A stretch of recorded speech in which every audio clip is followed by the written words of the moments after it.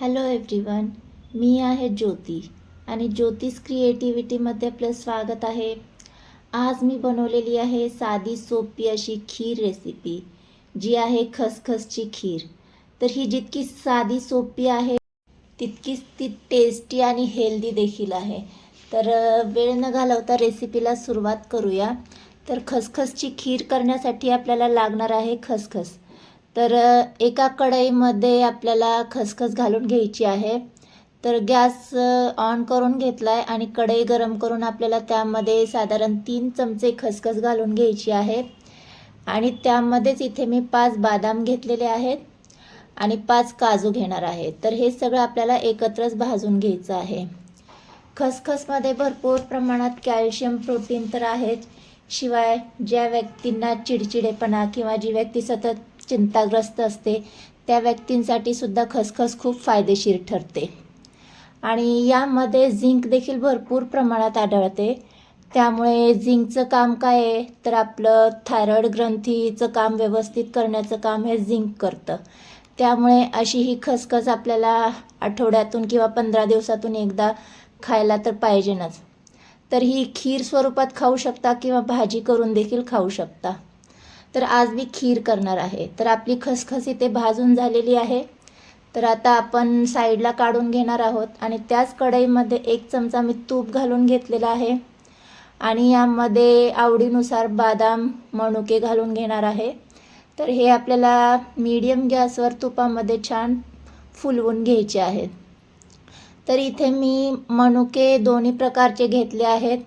ड्रायनट्स तुम्ही तुमच्या आवडीनुसार घेऊ शकता किंवा नाही घातले तरी चालेल. तशीच नॉर्मल खीर बनवली तरी चालेल, पण दिसायला छान दिसतं आणि खातानाही टेस्ट छान लागते. त्यामुळे मी ड्रायनट्स घालून घेतलेले आहेत. साधारण 5 मिनटं मीडियम गॅसवर आपल्याला हे फुलवून घ्यायचे. तर पहा इथे छान असे आपले फुलवून झालेले आहेत मनुके. तर आता आपण हे एका प्लेटमध्ये काढून घेणार आहोत.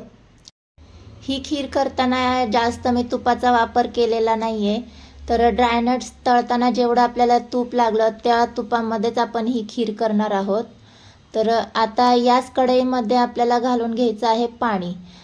तर इथे मी साधारण 1 ग्लास पाणी घालून घेतलेलं आहे.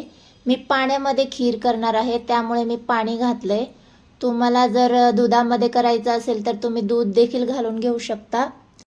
पाणी गरम होते तोपर्यंत इथे मी काजू, बदाम आणि खसखसची पावडर करून घेतलेली आहे. तर अशा पद्धतीने पावडर केली. आता त्यामध्येच इथे मी साधारण 2 ते 3 चमचे डेसिकेटेड कोकोनट घालून घेणार आहे. हे सुद्धा ऑप्शनल आहे. तुम्हाला जर आवडत असेल तर घालून घेऊ शकता किंवा याचं प्रमाण कमी जास्त करून घेऊ शकता. तर हे सुद्धा घालून आपण छान मिक्सरमध्ये फिरवून घेणार आहोत. तर इथे फिरवून झाले. आता यामध्ये थोडंसं साधारण अर्धा ग्लास पाणी घालून घेतलं मी आणि पुन्हा याची आपल्याला पेस्ट करून घ्यायची आहे. तर साधारण बऱ्यापैकी इथे पेस्ट आपली करून झालेली आहे आणि आपलं पाणी देखील गरम झालेलं आहे. आता यामध्ये मी अर्धी वाटी गूळ घालून घेणार आहे. तुम्ही जर डायबेटिक असाल तर इथे तुम्ही खजुराचा वापर करून घेऊ शकता किंवा तुम्हाला जर गूळ आणि खजूर जर आवडत नसेल तर तुम्ही साखरेचा वापर देखील करून घेऊ शकता. तर साधारण 5 मिनिटांनी गूळ छान मेल्ट झालेला आहे. आता यामध्ये आपण जी पेस्ट करून घेतलेली आहे ती घालून घेणार आहोत. मला ही खीर गुळामध्ये करायची होती त्यामुळे मी इथे पाण्याचा वापर केलेला आहे. दुधाचा वापर जर केला असता तर बराच वेळ ही खीर आपल्याला उकळवून घ्यायची आहे, त्यामुळे दूध फाटण्याची शक्यता होती. त्यामुळे मी इथे पाण्याचा वापर केलेला आहे.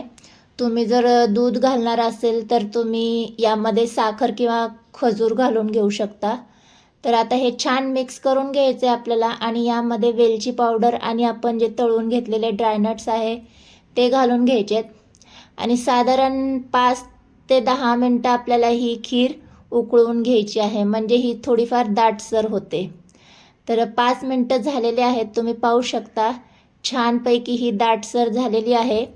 यापेक्षा जास्त आपल्याला दाटसर करायची नाही आहे कारण ती थंड झाल्याच्या नंतर आणखी दाट होईल. तर आता आपण गॅस बंद करून सर्व करून घेऊया.